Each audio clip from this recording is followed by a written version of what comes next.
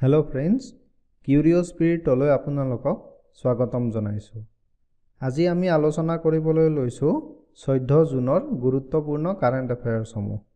এই কাৰেন্ট এফেয়াৰ্ছসমূহ এপিএসসিৰ লগতে অসম চৰকাৰৰ বিভিন্ন পৰীক্ষা আৰু অন্যান্য প্ৰতিযোগিতামূলক পৰীক্ষাসমূহৰ বাবে খুবেই গুৰুত্বপূৰ্ণ।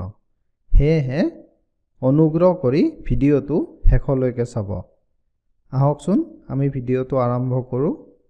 Question number 1 Who recently launched the scheme সহকৰ মিত্ৰ? হেহতিয়াকৈ কোনে সহকৰ মিত্ৰ নামৰ আঁচনিখনৰ শুভাৰম্ভণি কৰে?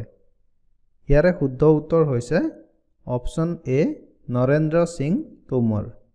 The Union Minister for Agriculture and Farmers Welfare Sri Narendra Singh Tomar launched Sahakar Mitra Scheme on Internship Program, in short SIP, to provide paid internship to youth and ensure availability of assured project loans to young cooperators.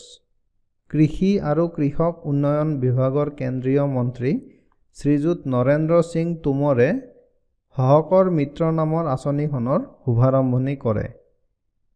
এই আঁচনিখন internship programme চমুকৈ SIP যিখনে যুৱ সহযোগীসকলক paid internship আৰু যুৱকসকলক নিশ্চিত প্ৰকল্পৰ loan বা ঋণ প্ৰদান কৰাত সহায় কৰিব।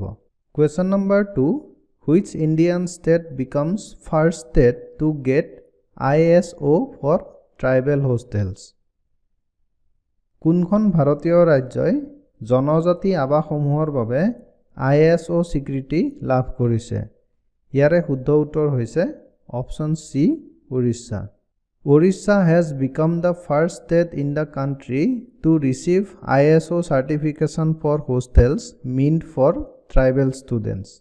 The ST and SC Welfare Department has launched the Mission Suvidya project to provide all the tribal hostels of the state uniform standards of infrastructure, amenities and human resources. Orissa ৰাজ্য দেশখনৰ ভিতৰতে প্ৰথম যিখনে জনজাতিসকলৰ আৱাসসমূহৰ বাবে ISO স্বীকৃতি বা প্ৰামাণ্যতা লাভ কৰিছে। ST আৰু SC কল্যাণ বিভাগে মিছন সুবিদ্যা নামৰ এক আঁচনি আৰম্ভ কৰিছে যিখনে ৰাজ্যখনৰ সকলো জনজাতি আৱাসক সম মানদণ্ডৰ আন্তঃগাঁথনি সা-সুবিধা আৰু মানৱ সম্পদৰ যোগান ধৰিব। Question number 3 Which of the following has constituted an internal working group, in short IWG? তলৰ কোনটোৱে ইণ্টাৰনেল ৱৰ্কিং গ্ৰুপ গঠন কৰিছে? ইয়াৰে শুদ্ধ উত্তৰ হৈছে option D RBI. The Reserve Bank of India, in short RBI, has constituted a 5-member internal working group to review the existing guidelines related to ownership, governance, and corporate structure of private sector banks. The committee will be headed by Dr. Prasanna Kumar Mohanty, Director, Central Board of RBI. It will submit its report by 30th September 2020.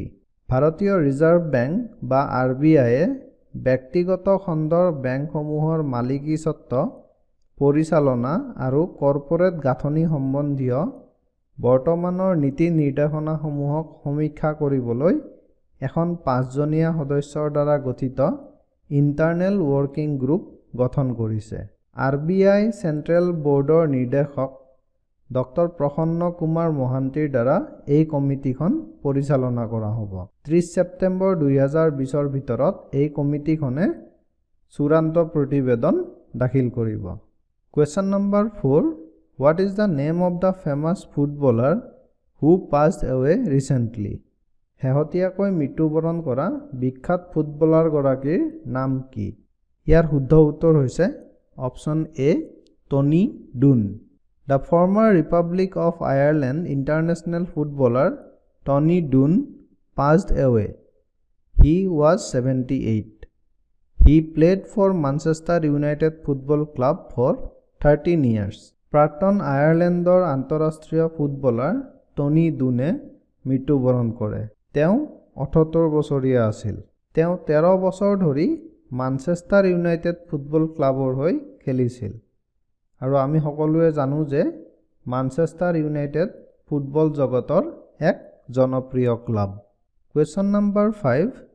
Kurt Thomas, an athlete, died recently. He was from which country? Kurt Thomas, এজন athlete, শেহতীয়াকৈ মৃত্যুবৰণ কৰিছে। তেওঁ কোনখন দেশৰ নাগৰিক? ইয়াৰ শুদ্ধ উত্তৰ হৈছে অপশ্যন এ USA.